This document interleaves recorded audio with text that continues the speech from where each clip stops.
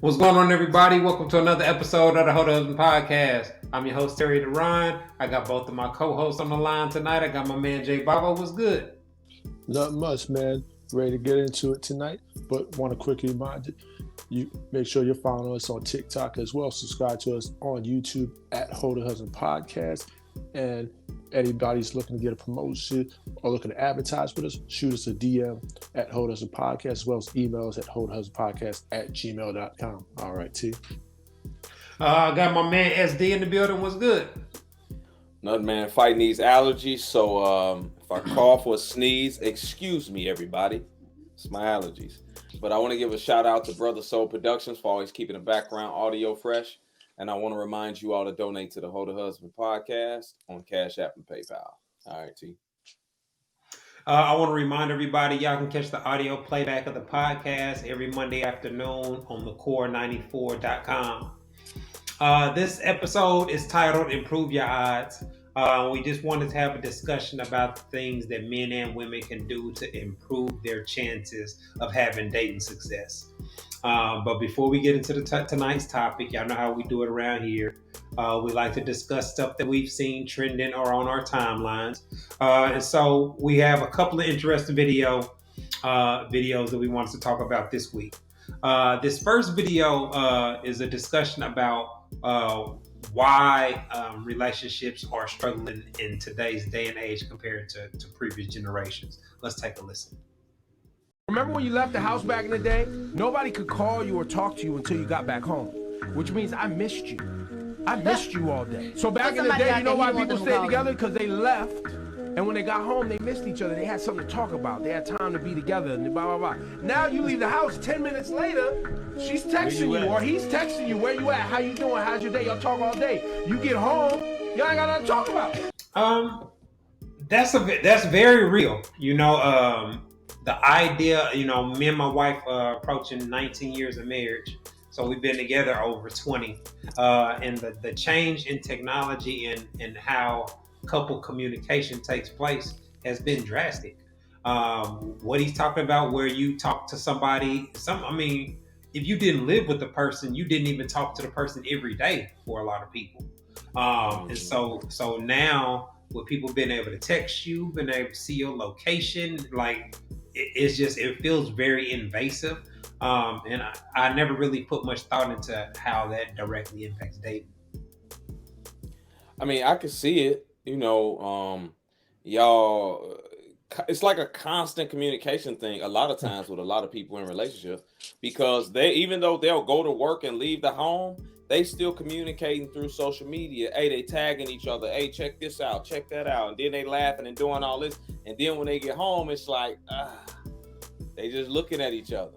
That's why I think it's healthy for couples to have days or even weekends or whatever where they don't even look at the phone. Just focus on each other and have a day of no phones or none of that. When they get home from work, cook together or watch a movie together. On the weekends, have a date with the phones with minimal contact and play little games with it. Say, hey, whoever look at their phone the most got to pay. You know what I'm saying? Like, play little games with it, man. That way you all can learn to do what we used to do back in the day. And that's actually have meaningful conversations about things that pertain to us and actually really getting to deeply know each other while we in this relationship. And not everything being geared so much around the cell phone and what the cell phone gears us to talk about during our day with each other. Good point, man. It's just like anything else where you got to take the good with the bad, especially when it comes to technology. Like he was talking about back in the day, you both go to work, you're not talking to each other for anywhere from 8 to 10 hours, and then you come home, talk to each other. So you had a chance to miss each other. Nowadays, you're oversaturated with communication because, like you said, you could text each other, talk to each other, social media, FaceTime each other during work, during lunch breaks. Y'all can do all that. Yeah, so, it can I think be. That's the bad side. Right, but so you have to have realistic expectations about it. Like, look, sometimes I'm busy, sometimes I'm not available, Right. Sometimes I just don't feel like talking on the phone. I remember I would have that issue with my wife. Like, man, I just don't feel like talking on the phone sometimes. when I was traveling for work and I was gone for long periods of time. So that was one of the conflicts. I would be tired, like, man, I just got out of work. I'm about to turn on the game or just chill. And she would be wanting to get me caught up on her day and all that. So yeah, the communication, you have to have it open to where, like you said, tagging each other and stuff on social media. It'll be a couple of those things that happen throughout the day. They give us something to talk about when we get home or when we're both free to actually just chill and hang out together. Yeah, that whole thing, man, with the not wanting to be on the phone or whatever. And I was gonna ask you how do you and your wife navigate around that now? But y'all been together so long, I wouldn't think that it would be an issue, with you all and social media and how it intertwines inside of your relationship. And how do y'all handle that? Well, we both work from home for the most part, so we see each other whenever. My office is upstairs, her office is downstairs, so we see each other whenever we really feel like it, and we communicate. Hey, I'm about to go to the store, woo, whatever is going on. But as far as social media, we share, clips, and if I see a product or a video or something interesting, I'll share it with her. I think I'm a lot more involved on social media than she is, but it doesn't cause any chaos or problems now. But there was a point when it did, when Instagram first blew up and I first became popular on social media. Her friends would interpret my posts and try to treat it as if it was describing my life, and they were sexual memes and cheating memes and stuff like that. And so my wife would come home with negative energy off of that. They didn't have a conference call about me cheating. Yeah, you know what I'm saying, like stuff like that. Damn. And so I at one point I actually blocked my wife and her friends. Wow. You blocked your wife, yo. That's tough. Bro, I was hot. Cause I got charged up off of social media. Like, bro, you think I would actually be on here talking about my side chick to my followers? Like, that's not even smart. I was offended by the notion that I would even do that to begin with. You know what I'm saying? So I understand. And to keep the peace, the long-term piece, you say, hey, you know what? I got to block you because you clearly can't. I see it. I can understand. It's almost like a rapper talking about hoes, right? Or talking about women that he do this with. It's entertainment. So or a comedian talking about whatever he's talking about, but he's married. That don't mean he cheating. That's just how he entertains people or talks about different subjects or whatever. You got to understand these types of things. And I'm glad y'all was able to work through that, man, even though you blocked her or whatever, man. I'm sure that didn't go over well. I know that one didn't go over well. You blocked your wife. Man, I didn't have a choice, man. I did not have a choice. It was a lot of drama over it. But we got through it with communication. You know what I'm saying? Like, we discussed it and had our conversations about it, and we good. Now she... it's to the point now where I used to be able, I can still do it, but I don't post my wife that often because she don't like dealing with my followers. Like she get the 30 or 40 thirsty dudes that instantly follow her and slide on her DMs and do all that. So it's kind of like a cycle. Every time I post her, it's a cycle of reaction from my followers and others on social media. So we kind of stay. I don't post when we out and a lot of stuff anymore because of that. So that's dealing with haters is something I never was used to, and we've had to adjust to over the years.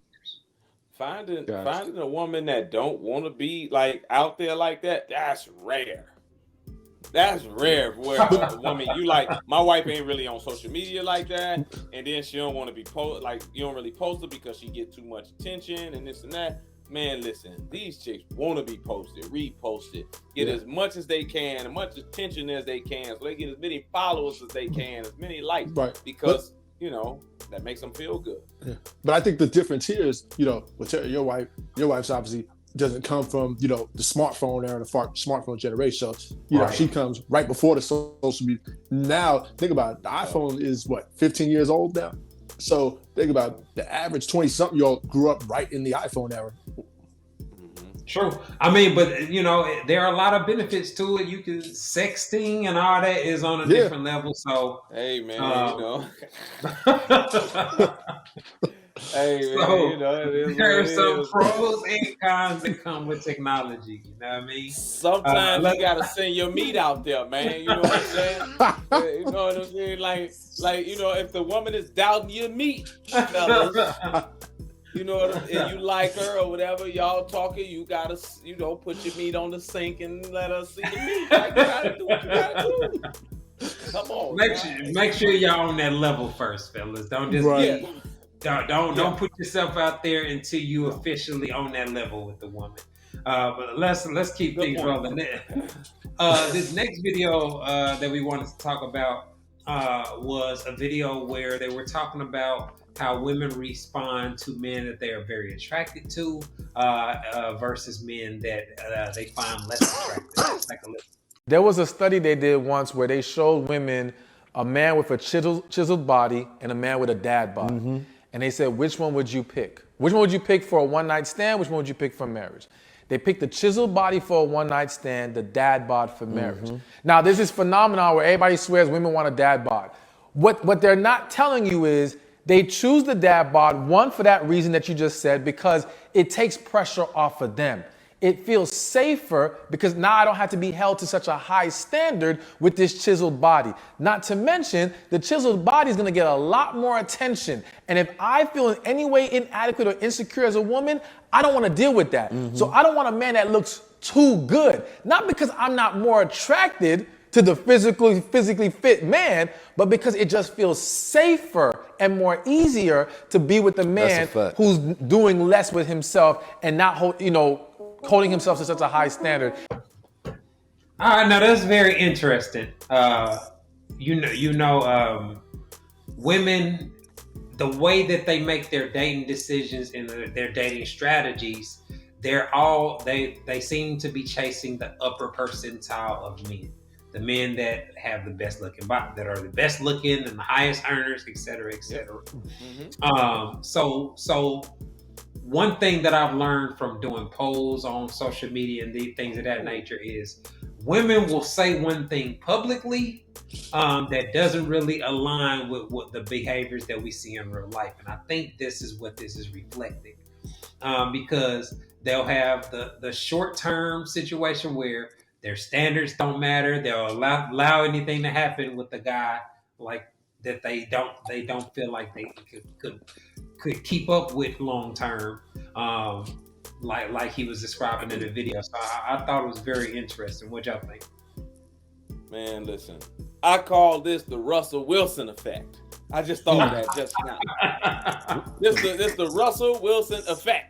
Because these women do the same thing when it comes to, they swear up and down they want a Russell. Oh, I want me a Russell. I was Sierra's prayer so I can get me a Russell. Then when they post up a post that say, who would you have sex with for a one night stand? Name me one celebrity. Chris Brown, Drake, Moneybag Yo, Kodak Black. All these here dudes, none of them name Russell Wilson. But they want the Russell as the safe guy later on. Same thing with the dad bod and the chisel dude, right? They like them for fun.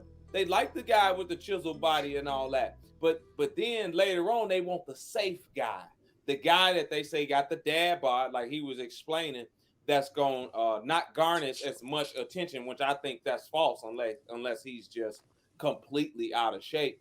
But it's the same kind of thing. Like they want this here at this particular point, and the men do it too. Actually, it's kind of the same thing. Like we love hoes for fun while we're young and all that, but we don't want to marry a hoe. You know what I'm saying? We don't want to marry her. We just want to take her to Pound Town and feed her to the mattress for a little bit. So I get it. Everybody. Well, I don't know. My competition with other guys was never a factor in me choosing chicks. Does that come up for y'all? Like I never was. I was never like paranoid about other dudes wanting the chick that I wanted. Like that was never no.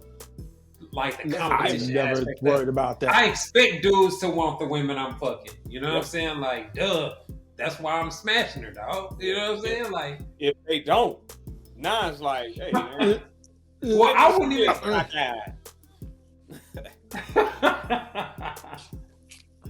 I mean, I think no matter what, and I was just saying, I think no matter what, this, you know, when you're dealing with a chick, I don't worry about the competition because it's gonna be a guy wanting to talk to her regardless. Anyway. You know what I'm saying? Women are getting 20 to 50 DMs a day, so it's not something you worry. But do you think with the dad bod, do you think these women that want that dad bod, do you think they're actually settling? I mean, in their minds? Well, I could make a very strong argument that they're just being realistic. A lot of these women are overweight themselves, and like you said, they don't want to have somebody that works out every day and count his calories if they overweight or obese. Yeah. You know what I'm saying? Like, so in a lot of ways, it alleviates them having to put in work or to improve themselves. So it makes sense. I would imagine the same thing goes for guys, you know. Right. So like a guy getting a 4 instead of like a 8 or a 9. But I think most guys accept where they're at, you know, more realistically. And men understand what I don't have in looks, I can make for up in finances. And so that's where guys put a lot of their focus and their energy into, because that's the equalizer when it comes to dating. Yeah. And Jay, you going a little too far, okay? A 4, like, come on, let's be real. Like, if a dude can get an 8, he is not going to get a 4. I don't care what you do. I don't care. No question. It ain't happening. I don't care how sloppy her head is.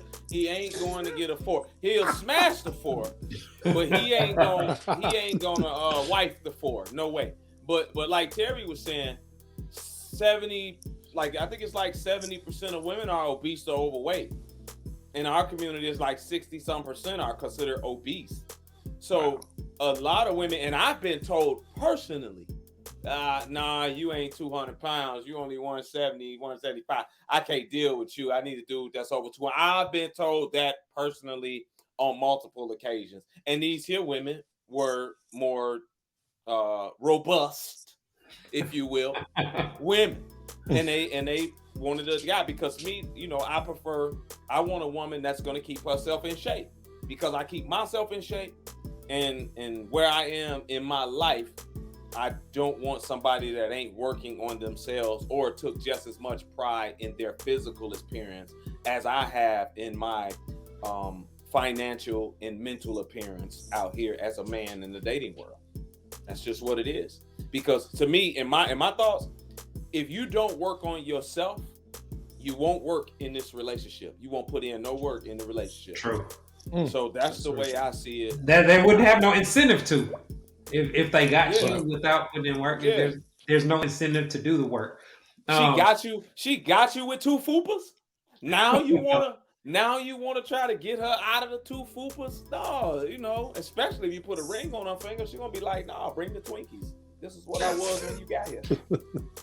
Yeah, I mean, another thing that I thought about when it comes to this video is it reflects a lot of the insecurity and the insecure mindsets we see reflected, where women are super jealous and concerned about any other woman wanting to be involved with their man, even if that's not necessarily the case. The fact that I mean, it depends on the guy and his personality. You know what I mean? Like, there's no way to ever. I mean, most of these women want a guy that was that kind of guy. You know what I'm saying? They want a guy that can attract and get other women. Typically, when a man can get other women, he has been a hoe at some point in his life. True. I get that part. They want. So they are insecure, I think, for a legitimate reason. Plus, they've been. I'm talking about the ones that are over the top, that suspect anything. He didn't answer the phone one time, and now she's trying to stalk him or track him down. Things that look like, on social media. Ones that are over the top. Yeah, but having a guy like I've seen dudes that are insecure like that. Like they get with a chick that we know is a hoe or is very attractive, and then they paranoid about her cheating on them and smashing other dudes. Sometimes justify be slow. You know what I'm saying? Like, but so it goes to both sides of the fence and whatnot. But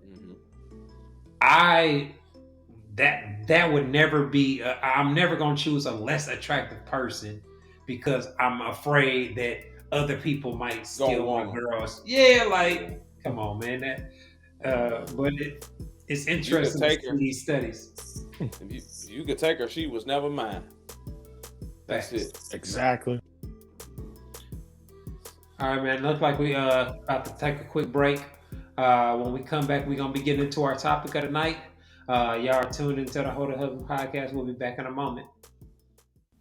Hi, I'm relationship coach and author Terry Duran, and I am pleased to announce that my book, It's Not That Complicated, is finally available as an audiobook. So if you don't like to read or you just don't have time to read a paperback book, this audiobook is perfect for you. You can listen to it while you're in your car, while you're at work, etc. In the book, I break down how husband material men think and operate in regards to sex, love, and relationships, and I provide real quality insight on how husband material men approach dating. The audiobook is available on audible.com and on iTunes. All you have to do is go to one of the websites and search for my name, Terry Duran. Go download your copy today. All right, everybody, welcome back to the Hold a Husband podcast. Tonight's episode is titled Improve Your Odds. We're going to be discussing the things that men and women can do to give themselves a better chance at having dating success. And so the very first thing that I could think about when it comes to having relationship or dating success is a person's expectations. So I wanted to start it off by talking about realistic expectations and how important it is to have them. I know social media filters, the internet has kind of warped what the idea of what dating is and what people should expect out of relationships. But if you can be grounded and have a realistic expectation for your age, where you live, your lifestyle, or your financial status, I think that puts you in a much better position to be receptive to somebody that's actually on your level. And you missed one. Your physical appearance. Because that matters. It absolutely matters. No matter how much, women don't want to admit it, it does. It matters more for them than it does for us. So when we talking about, unrealistic expectations, we got to throw that in because you have to know, one, where you stand and what you look like out here. And two, what the men actually want. That's what's, hurting a lot of women out here because they know what the men want. It's clear, but a lot of them don't want to become that. Yes, and I'm talking physically now. And even mentally, we'll get into that too. But right now, I'm just talking about physically. We know that most men prefer women that are in some type of shape, that look nice, right? And when you talk to women about their weight, it becomes an issue because they're sensitive about it. And we all know that. Yeah, well, part of that is because they have babies and the pregnancy weight and all that. So there's always a asterisk that comes with discussing women's weight. No asterisk for me. You out here trying to date. Right. The men don't care you have 3 babies outside of him. Get in shape. And when it comes to being realistic, I think both sides just got to go date what they qualify for. For the men, if your money ain't right or you ain't got yourself together, then you're not going to qualify for the 8, 9s, and 10s. The women, if you're, let's just say, overweight, get a guy that likes big women. That's just see. Part of the problem, though, with what you just said is, people are not just going to use the honor system when it comes to dating. There are always going to be men and women that lie and use deception to get what they want out of dating. That's not necessarily a realistic thing, because anybody can be deceived, anybody can get catfished, or whatever the case may be, at least to some degree. But there are a lot of people that turn off or cut off potential dating situations that could possibly lead to marriage because they don't have realistic expectations about what level the type of person that is willing to date them is going to be on. You know what I mean? And I've seen this from my 20s into now in my 40s. Women and men in my peer group have very unrealistic expectations about what they want from another person. And so I find myself saying like, damn, I see why they still single. Yeah. I remember a clip with Kevin Samuels where he was talking to this dude, and the guy thought that women should pick him or some type of woman, and Kevin was like, hold on a minute, man. You don't got a big wallet. You overweight. He said you don't got no money. You overweight, and you don't got a big dick. Why should she deal with you? That type of woman. Why should that type of woman deal with you? And he was 100% right. Because he was making minimum wage. Minimum wage. Like we had, like, women and everybody has no issue telling the man, date within your tax bracket. Try to date the women. Like, you unrealistic if you think you get these 9s and 10s and you making minimum wage. Like, for the most part, you won't be able to do it. And that's okay, because it's true. It's 100% true. So when we go and we say, listen, most of these here dudes that you want, these upper tier earners, do not want obese or overweight women. Wait a minute now. How dare you tell us? How dare you tell us that? Or they'll say, it can happen. They like big women too, sweetheart. They don't have a Hooters. It's a reason they ain't got a BBW Hooters or a BBW strip club. Like, it is what it is. That's just they'll always point out the exception to the rule scenario. Yeah, it's just the truth. And when you get labeled a woman hater or gay or fat something shaming, like that. Yeah, just for telling them the truth that they need to hear. These people telling you stay the way you are, stay 250 and you 5 feet, don't change for nobody because a man will accept it. That's hurting them more than anything. That's like telling a dude at McDonald's that he can get Lori Harvey. You can get her. Stay flipping them burgers, man. Stay flipping them burgers. She ought to be glad to have you. That's the same equivalent. Like, it's unrealistic. And it hurts them out here in the dating world because they go out here with that, I should be able to get, or I deserve whatever it is that my heart desires. And that's not necessarily the case. If you ain't put in the work, you don't deserve nothing if you ain't put in the work for what that wants. That's just facts. No doubt. All right. Well, the second thing that I wanted to bring up is people, if you actually understand what it takes to actually maintain a healthy relationship over time, I think that helps a person navigate the dating phase or the honeymoon phase of the dating process, where you're meeting somebody new, you're excited to meet them or whatnot. Because I see women DM me all the time, acting like there's a certain way that they can ask a question, or a certain series of questions that they can ask that's going to let them know what's going to happen out of a dating situation. And so I think a lot of people just don't really understand what it actually takes to build and establish a relationship that can last 5, 10 to 20 years. Yeah. Ain't no, the way I see it, man, ain't no shortcuts to getting what you want out of a relationship. Anytime you try to shortcut it, you hurt yourself. It typically don't end well, whether you're trying to find a man that loves you more, or you wait 3 days until you text him back because you want him to show more interest, or you don't want to seem too available, so you tell him you're busy when you're not. You're trying to shortcut the process to try to get, to the end goal. And typically that ends up bad, man. It typically don't work out because the process is the process. You can't shortcut. No guarantees. So, Not at all. You cannot. So, Jay, what you think? What it takes to maintain a healthy relationship is you both got to have that level of focus and commitment to each other in that relationship, right? So one of the things is, okay, what do you both want? Are you like-minded? Even asking the right questions in the relationship, as opposed to, hey, what do you like to do?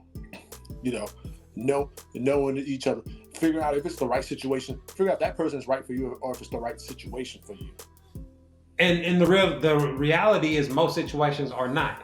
Most situations are going to end where you don't communicate. You won't, with nothing.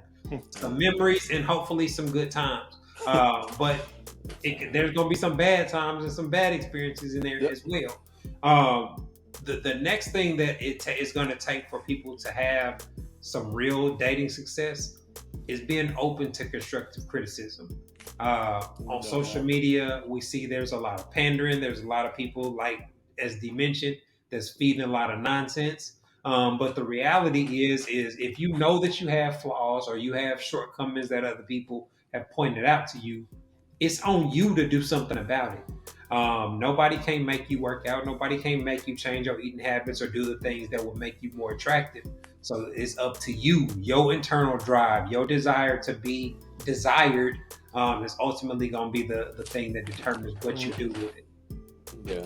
And another thing that helps, maintain these here relationships, healthy relationships, is having a certain level of respect, not only for the other person but for yourself as well, and how you carry yourself out here, and how you treat the other person, and also having the communication open to seeing what type of roles you all will be playing in each other's lives.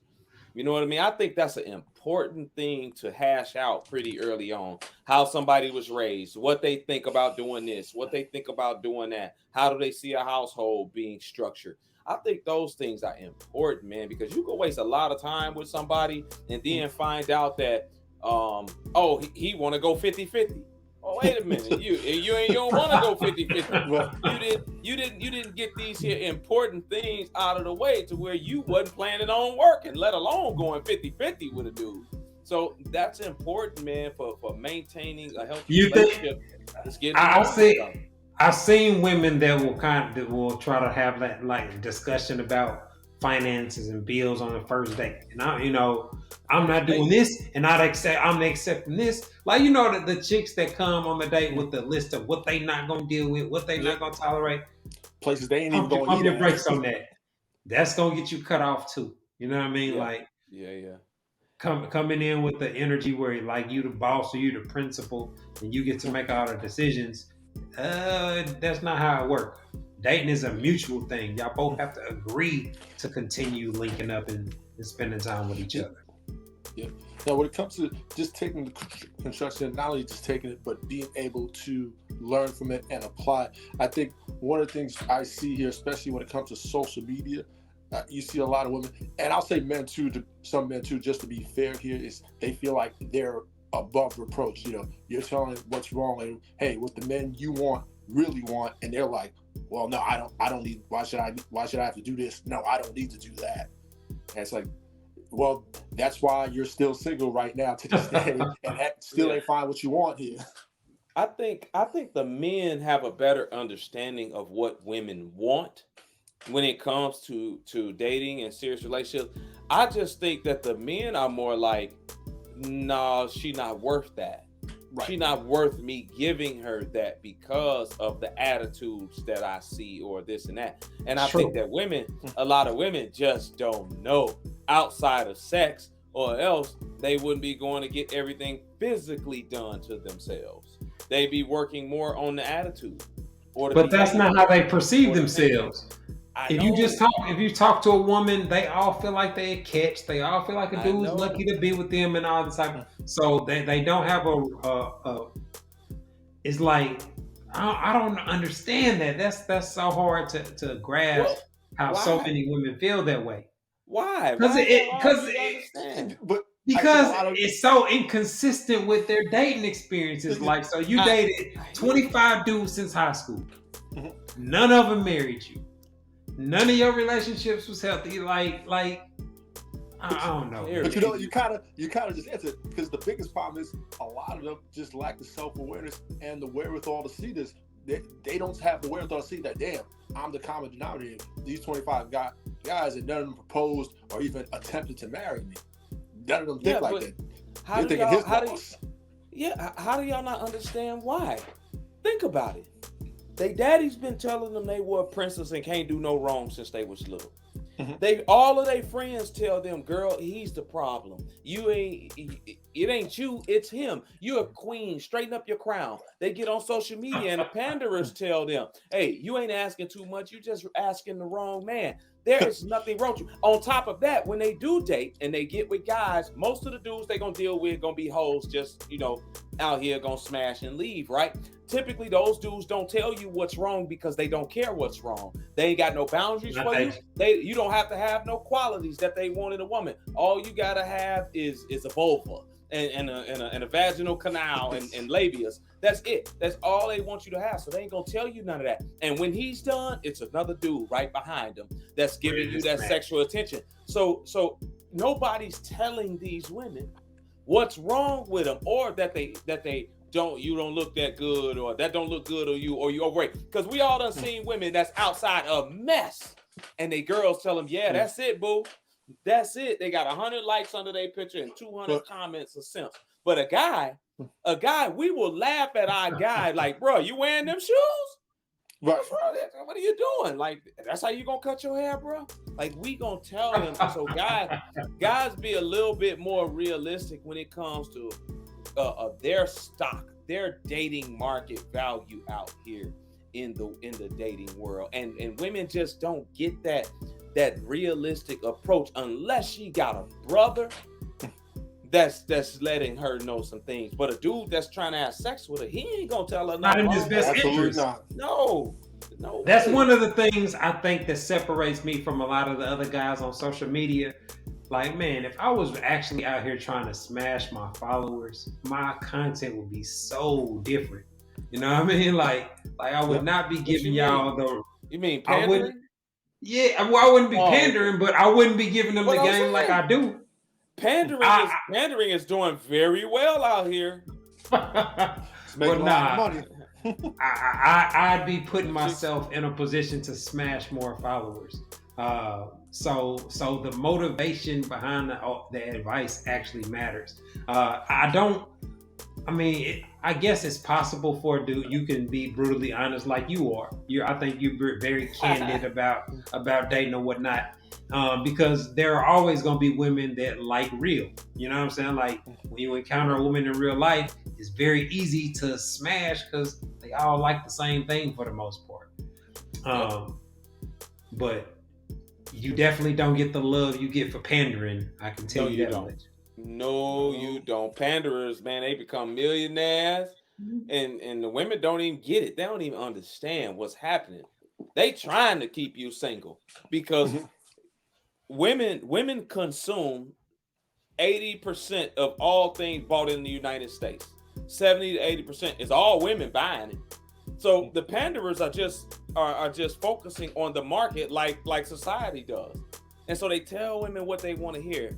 And this types of stuff keeps women single, because if they get a man, the man gonna say, ain't no point for you to pay such and such for classes no more. Right. We here, boo. You need to cut that. We don't need to spend $1,500 on that. Like, come on. And that seriously, it takes money out of. Plus, you got they taxing. They taxing. So they tell you, hey, don't do this. Don't cook for no man now. That's a wifey duty. Don't you do this here for no man. That's a wifey duty. And keeps them single, so that they can keep making money off of them. They don't see that though. It's become a profit center. Yeah, come on. Yeah, another thing is like I guess we're already kind of talking about it, is you have to be mindful of who is in your dating pool. A lot of women, I think especially women, they get confused because they can get dick and attention from men that are way out of their league. Oh yeah. And so it warps where they view themselves in the real dating market. They'll curve men that are willing to seriously date them or marry them because they got some sex from a dude that make more or is more attractive than him. So a lot of ways, I think that's hurting women. Guys, I guess it's hurting them too. How? Because there's some lame dudes, like my wife tell me about lames shooting they shot at her all the time. You know what I'm saying? Like they ain't getting no coochie either. Right. I was about to say it ain't necessary if they already unsuccessful. He ain't got nothing to lose, so I guess it ain't. Yeah, he beating off at home anyway. Who cares? He just shooting his shot. Wasn't there was a study that came out that recently that the average 20-year-old is getting less sex, and a lot of them are watching more porn more than anything nowadays. Yeah. These here dudes because the women, 80% of the women like the top 25% of men. The bottom 75%, 80% of men, man, most of them dudes ain't doing nothing out here. And the women don't like them because they don't have the personality, the finances, the humor, the looks. They don't have the charisma. They don't have a talking piece to where they can talk to a woman and articulate themselves well. They don't have that, a lot of men, especially with the boom of social media and the smartphone. Now it's this here texting thing, but they don't know how to actually. They finna be using Chat GPT. AI. It's crazy, man. Like, so I mean, they at a disadvantage, but that's why men are able to be hoes. Most of the women want the same type of men, even when they try to lie and say they don't. They do. It's very rare, or else the friend zone wouldn't exist if they didn't. These here dudes will have women. It's way more women than it is men. It's way more. The formula to be successful with women is very, very easy to duplicate. And there are so many things that you can tweak to make you stand out among your friends, among the local guys in your area. But from a male perspective, I always love the fact that shooting your shot at a woman is like it's a one-on-one sport. You know what I'm saying? Like you can have a wingman in certain instances, but for the most part, you gotta to get to where you trying to get. You gotta get a chick alone. You know what I'm saying? Like so. Yeah. The guys that are more comfortable and strategic about doing that, they practice it and they do it so much that by the time that they get in our age bracket, man, they black belts at shooting a shot and getting to pound town with a chick, and they have the resources to do so. Hey man, ain't nothing more enjoyable than me than approaching a woman in person. Nothing more enjoyable than that. And spitting game at her, or talking to her and getting her phone number. Like, it was addicting to me as a young hoe. I was doing it all day once I got off work. Like, my thing was, I was trying to get 10 numbers a day. That was my goal. And so a lot of these dudes just don't have that. And I don't think it's as easy as you saying, Terry. Like, for somebody that know how to talk and live this life, for us, we can say, yeah, it's easy, right? But for a dude that never lived that life, never really been that dude, it's extremely tough. They get tongue-tied around women. That's the quick question, right? Most of the time, dudes don't shoot their shot because of fear of rejection. So how did you handle rejection when you were trying to get 10 numbers a day? Man, I handled it like a G. Like, hey, man, whatever. Like, as a young man, I found out real quick that everybody ain't gonna like you. Every woman ain't gonna like you. I got teased for being light-skinned my entire grammar school life to about maybe the 6th or 7th grade. And I couldn't stand being light-skinned because the girls would tease me so much about it. And at that point, I knew that every woman didn't like me. So once I got out and actually started talking to women, and then, as long as I approach you respectfully and all of that, and you say, hey, you're not interested, or no, you straight, or whatever, you got a man, I'm like, okay, well, it's nice meeting you. I just, handled it like a man, respectful, and I walked off. Some of them I seen later on that remembered me or whatever. I was just about to say that. Yeah, I never understood that dudes they get rejected and I got a boyfriend. Well, fuck you then, bitch. You ain't cute. I never understood that either. Like, How you know you might not see her 2 months from now if she's single? Yeah. Happened on social media. Like when I, a while back on social media, man, a woman I tried to talk to or seen me on the podcast, I had some of them hit me up. Like, man, I saw you at such and such. Didn't you try to holler at me? I'm like, yeah, that was a while ago. I'm off you now. But it happens, man, where they spin the block and they like, nah, you was cool, but I had a dude. And that in that case, I understand if they got a man or whatever. But like one chick told me, oh no, you a Pisces, I'm straight. I can't. Damn. Yeah. Then see me later on the podcast and was like, hey, how you doing? Look, I'm still a Pisces. Heifer. How I'm doing. Crazy dating decisions. Yeah. Ladies, don't eliminate men for stupid reasons like that. That's another factor to having. Yeah. I've never bought into astrology like that. My philosophy on dating is I gotta be able to have several conversations with you and see how you think and operate in multiple situations. That's gonna give me the information I need to know about whether or not we can date long term or not. And I think that's how most smart men approach dating. What were you about to say? Have you ever known a man to not smash a chick or turn her down because of her astrology sign? Have you ever known that in real life? Absolutely not. I've seen plenty of dudes use it as part of they conversation with chicks. That's the only time dudes use it is to get closer to the woman. Don't no dude believe in no astrology sign unless he lives an alternative lifestyle.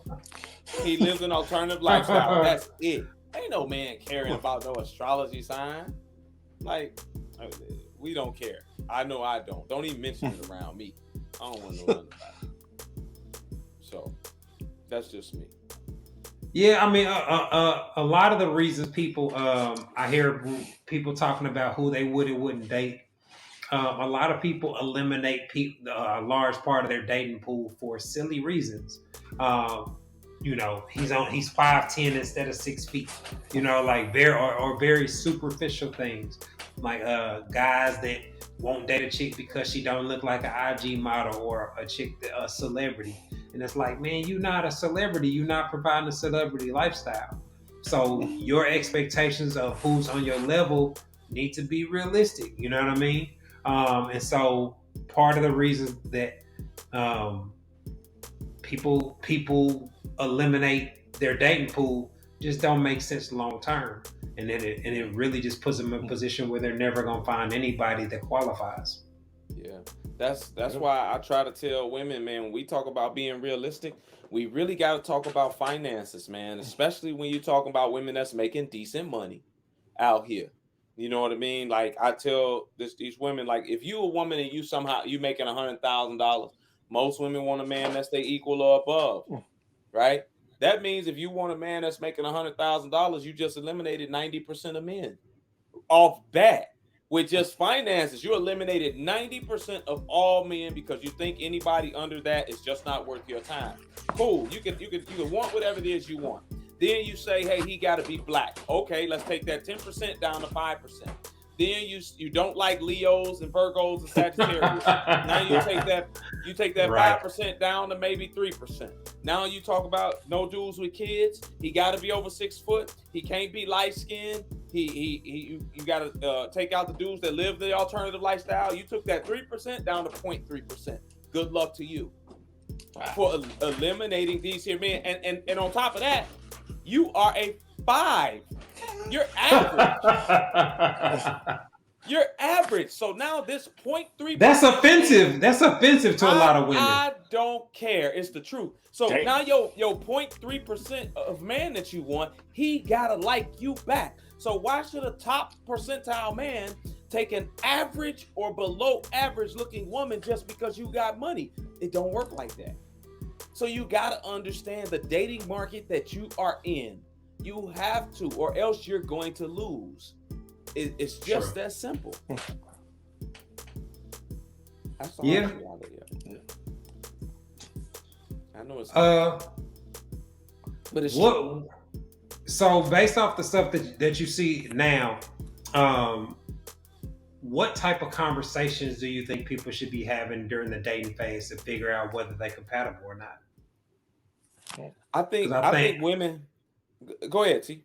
No, because I was gonna say that's where you have the I guess it's like the fertilizer part of the relationship. Like you can really spark things off with a few very heart-to-heart discussions and build a lot of rapport to propel the dating phase. So what are some of the things you think people should be talking about?